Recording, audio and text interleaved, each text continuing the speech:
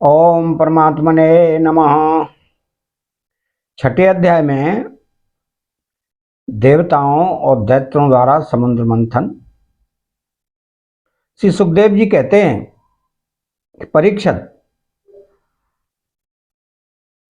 जब देवताओं ने सर्वशक्तिमान भगवान श्री हरि की इस प्रकार स्तुति की, तब वे उनके बीच में ही प्रकट हो गए। उनके शरीर की प्रभा ऐसी थी कि मानो हजारों सूर्य एक साथ ही उग गए हों। भगवान की उस प्रभा से सभी देवताओं की आंखें चौंधिया गईं। वे भगवान को तो क्या, आकाश, दिशाएं, पृथ्वी और अपने शरीर को भी न देख सके। केवल भगवान शंकर और ब्रह्मा जी ने उस छवि का दर्शन किया। बड़ी ही सुंदर झांकी थी। मकरत मणि के समान स्वच्छ श्यामल शरीर, कमल के भीतरी भाग के समान सुकुमार नेत्रों में लाल लाल डोरियां और चमकते हुए सुनहरे रंग का रेशमी पीतांबर। सर्वांग सुंदर शरीर के रोम रोम से प्रसन्नता फूटी पड़ती थी। धनुष के समान टेढ़ी भौहें और बड़ा ही सुंदर मुख, सिर पर मणिमय किरीट और भुजाओं में बाजूबंद, कानों के झलकते हुए कुंडलों को चमक पड़ने से कपोल और भी सुंदर हो उठते थे, जिससे मुखमंडल खिल उठता था। कमर में करधनी की लड़ियां, हाथों में कंगन, गले में हार और चरणों में नूपुर शोभायमान थे। वक्ष स्थल पर लक्ष्मी और गले में कौस्तुभ मणि तथा बनमाला सुशोभित थी। भगवान के निज अस्त्र, सुदर्शन चक्र आदि मूर्तिमान होकर उनकी सेवा कर रहे थे। सभी देवताओं ने पृथ्वी पर गिरकर साष्टांग प्रणाम किया। फिर सारे देवताओं को साथ ले शंकर जी तथा ब्रह्मा जी परम पुरुष भगवान की स्तुति करने लगे।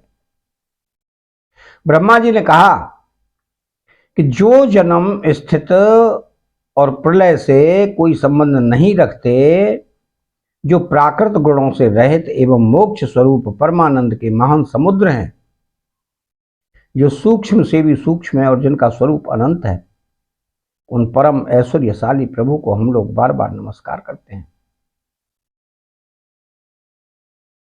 पुरुषोत्तम, अपना कल्याण चाहने वाले साधक वेदोक्त एवं पांचरात्रोक्त विधि से आपके इसी स्वरूप की उपासना करते हैं। मुझे भी रचने वाले प्रभु, आपके इस विश्वमय स्वरूप में मुझे समस्त देवगणों के सहित तीनों लोक दिखाई दे रहे हैं। आप में ही पहले यह जगत लीन था, मध्य में भी यह आप में ही स्थित है और अंत में भी यह पुनः आप में ही लीन हो जाएगा। आप स्वयं कार्य कारण से परे परम स्वतंत्र हैं। आप ही जगत के आदि, अंत और मध्य हैं। वैसे ही जैसे घड़े का आदि, मध्य और अंत मिट्टी है, आप अपने ही आश्रय रहने वाली अपनी माया से इस संसार की रचना करते हैं और इसमें फिर से प्रवेश करके अंतर्यामी के रूप में विराजमान होते हैं।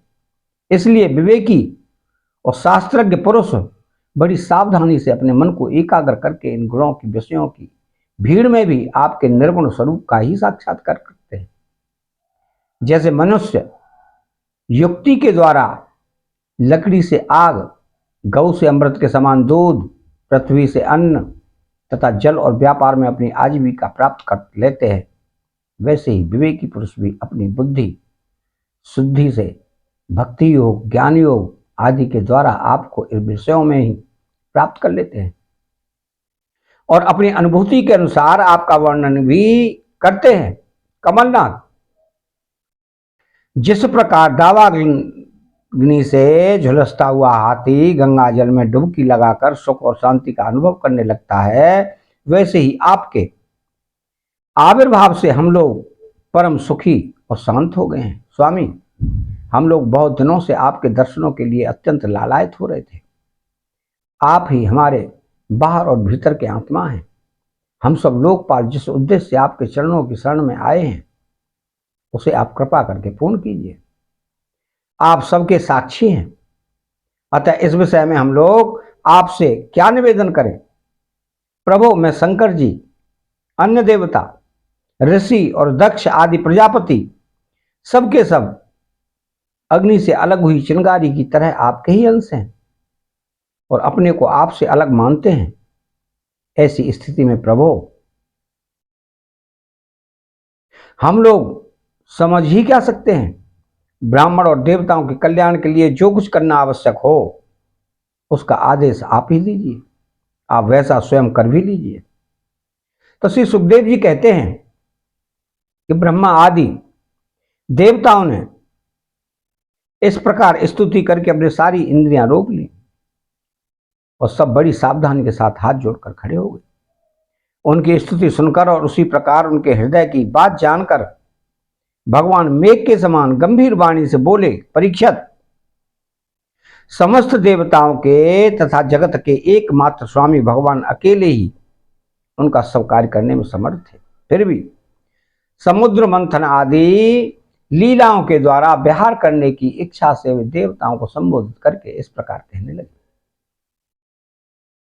श्री भगवान ने कहा कि ब्रह्मा, शंकर और देवताओं, तुम लोग सावधान होकर मेरी सलाह सुनो। तुम्हारे कल्याण का यही उपाय है। इस समय असुरों पर काल की कृपा है, इसलिए जब तक तुम्हारे अभ्युदय और उन्नति का समय नहीं आता तब तक तुम दैत्य और दानवों के पास जाकर उनसे संधि कर लो। देवताओं, कोई बड़ा कार्य करना हो तो शत्रुओं से भी मेल मिलाप कर लेना चाहिए। यह बात अवश्य है कि काम बन जाने पर उनके साथ सांप और चूहे वाला बर्ताव कर सकते हैं। तुम लोग बिना विलंब के अमृत निकालने का प्रयत्न करो। उसे पी लेने पर मरने वाला प्राणी भी अमर हो जाता है।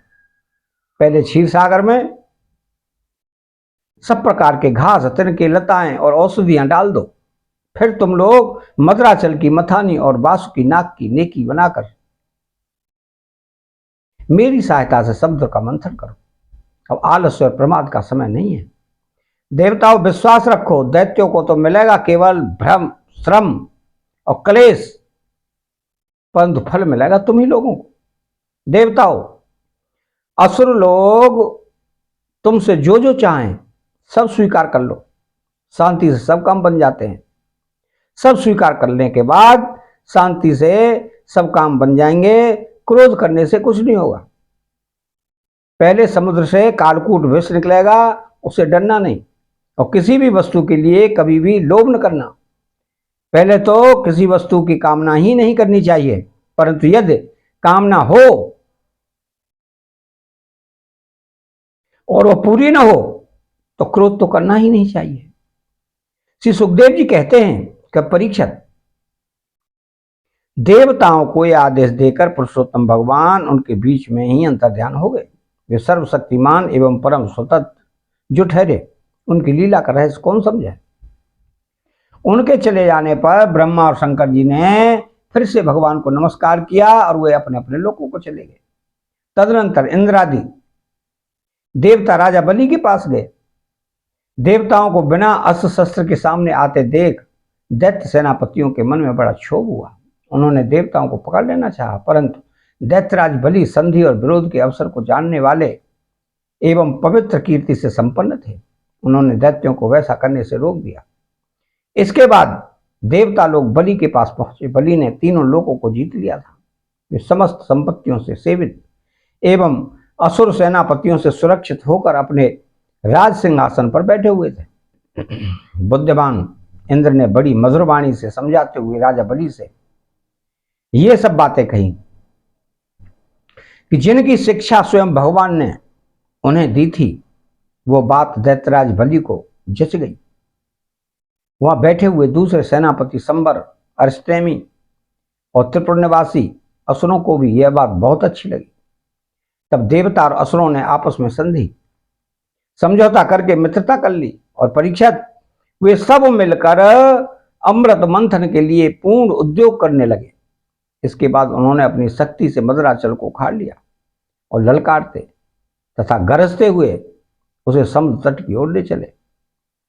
उनकी भुजाएं परिधि के समान थीं, शरीर में शक्ति थी और अपने अपने बल का घमंड तो था ही, परंतु एक तो वह मद्राचल पर्वत ही बहुत भारी था और दूसरे उसे ले जाना भी बहुत दूर था। इससे इंद्रबली सबके सब हार गए। जब ये किसी प्रकार भी मद्राचल को आगे न ले जा सके तब विवश होकर उन्होंने उसे रास्ते में ही पटक दिया। वह सोने का पर्वत मद्राचल बड़ा भारी था। गिरते समय उसने बहुत से देवता और दानवों को चकनाचूर कर डाला। उन देवता और असुरों के साथ हाथ, कमर और कंधे टूट ही गए थे, मन भी टूट गया। उनका उत्साह भंग हुआ। देखकर गरुड़ पर चढ़े हुए भगवान सहसा वहीं प्रकट हुए। उन्होंने देखा कि देवता और असुर पर्वत के गिरने से पिस रहे हैं, अतः उन्होंने अपनी अमृतमयी दृष्टि से देवताओं को इस प्रकार जीवित कर दिया मानो उनके शरीर से बिल्कुल चोट ही न लगी हो। इसके बाद उन्होंने खेली खेल में एक हाथ से उस पर्वत को उठाकर गरुड़ पर रख लिया और स्वयं भी सवार हो गए। फिर देवता और असुरों के साथ उन्होंने समुद्र तट की यात्रा की। पक्षीराज गरुड़ ने समुद्र के तट पर पर्वत को उतार दिया। फिर भगवान के विदा करने पर गरुड़ जी वहां से चले गए। अतः 6वां अध्याय समाप्त होता है। चैनल को सब्सक्राइब करें, बेल आइकन घंटी को दबाएं और कमेंट बॉक्स में श्री राधे कृष्णा लिखें। जय श्री कृष्णा।